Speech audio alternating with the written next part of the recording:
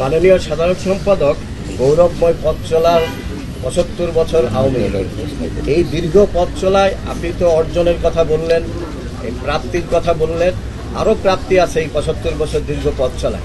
অপ্রাপ্তি কি আছে বলে আপনি মনে করেন? আজ আমরা নির্দ্বিধায় বলতে পারি বাঙালি জাতির জীবনে যে দুটি সর্বশ্রেষ্ঠ অর্জন, সেটা আওয়ামী লীগের হাত ধরে বঙ্গবন্ধু শেখ মুজিবুর রহমানের নেতৃত্বে সর্বকালের সর্বশ্রেষ্ঠ বাঙালি বঙ্গবন্ধু মুজিবের নেতৃত্বে আমাদের সর্বশ্রেষ্ঠ অর্জন স্বাধীনতা।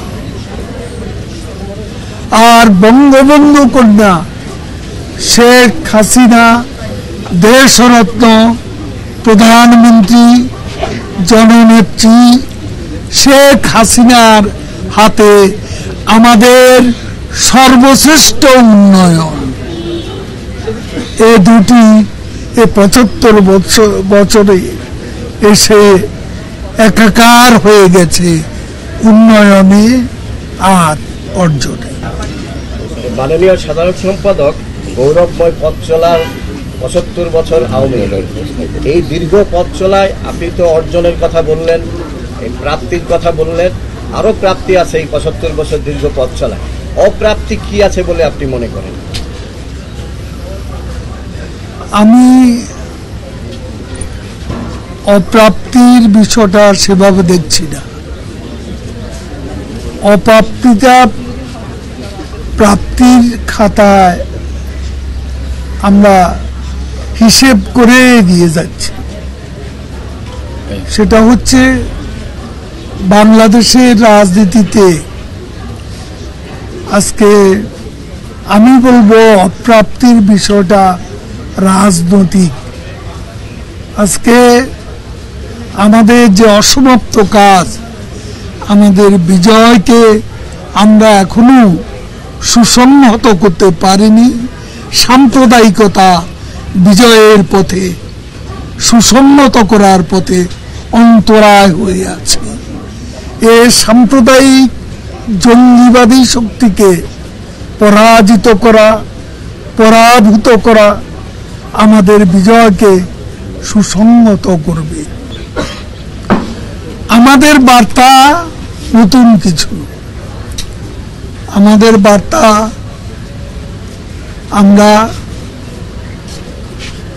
আমাদের পার্টির নির্বাচনী ইশতেহার আমরা দিয়েছি।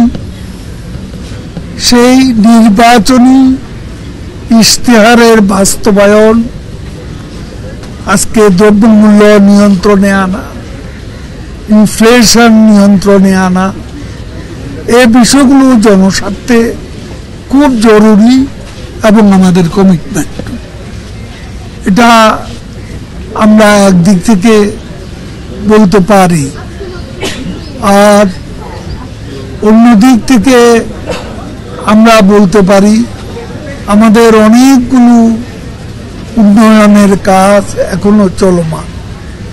যেমন underground metro, MRT line 1, MRT line 5, তারপর মাতার বাড়ি, পায়রা, এই কাজগুলো সুসম্পন্ন করতে হবে। রূপগঞ্জ, রূপপুর পারমাণবিক বিদ্যুৎ কেন্দ্র, এই বিষয়গুলো এখন চলমান রয়েছে। এগুলো সুসম্পন্ন করাটাই হলো আমাদের এখনকার দায়িত্ব এবং কর্তব্য। আমি সবশেষে বলতে চাই, আমরা রাজনীতি করি মানুষের জন্য, মানুষের সাথে আমরা ছিলাম, আছি, ভবিষ্যতেও থাকব।